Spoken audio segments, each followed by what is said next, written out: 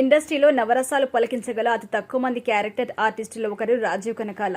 Senior నటుడు దేవదాస్ కనకాల కుమారుడిగా ఇండస్ట్రీలోకి అడుగుపెట్టిన రాజీవ్ కనకాల కెరియర్ స్టార్టింగ్ నుంచి మంచి క్యారెక్టర్స్ చేస్తూ తనకంటూ ఒక మంచి గుర్తింపును సంపాదించుకున్నారు. ఇప్పటికీ చేతినిండు సినిమాలతో ఫుల్ బిజీగా ఉన్నారు. అయితే రాజీవ్ కనకాల గురించి తన స్నేహితుడు హర్షవర్ధన్ చెప్పిన కొన్ని విషయాలు వైరల్ అవుతున్నాయి.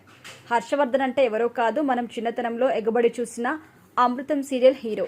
ఇప్పటికే ఆయన రచయితగా, డైరెక్టర్గా, క్యారెక్టర్ ఆర్టిస్ట్గా బిజీ లైఫ్ లీడ్ చేస్తున్నారు.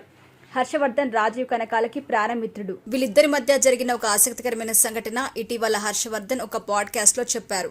ముందుగా యాంకర్ హర్షవర్ధన్ ఒక ప్రశ్న అడుగుతూ, మీరు రాజీవ్ కనకాల నిద్రాహారాలు మానేసి ఒక చోట 2 రోజుల పాటు ఉన్నారట కదా, దాని కథ ఏంటి వివరంగా చెప్తారా అని అడగ్గా, దానికి హర్షవర్ధన్ సమాధానం చెప్తూ, ఈ విషయం రాజీవ్కి తప్ప ఎవరికీ తెలియదు. నీ దాకా వచ్చిందంటే ఇంతకు ముందు నన్ను ఇరికించారనే చెప్పుంటాడు. ఇప్పుడు నేను వాడిని ఇరికిస్తాను.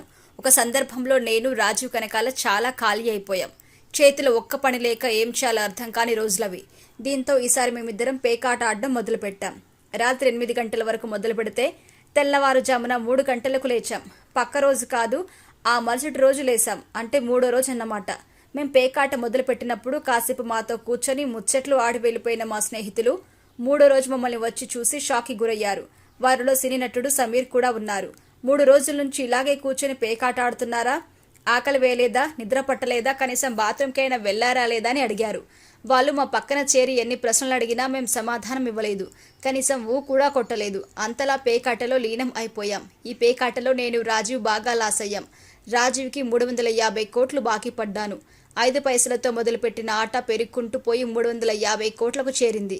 అంటే ఎన్నిసార్లు ఆడామో ఆ 3 రోజులు మీరే అర్థం చేసుకోండి అంటూ ఆయన మాట్లాడిన మాటలు వైరల్ అవుతున్నాయి.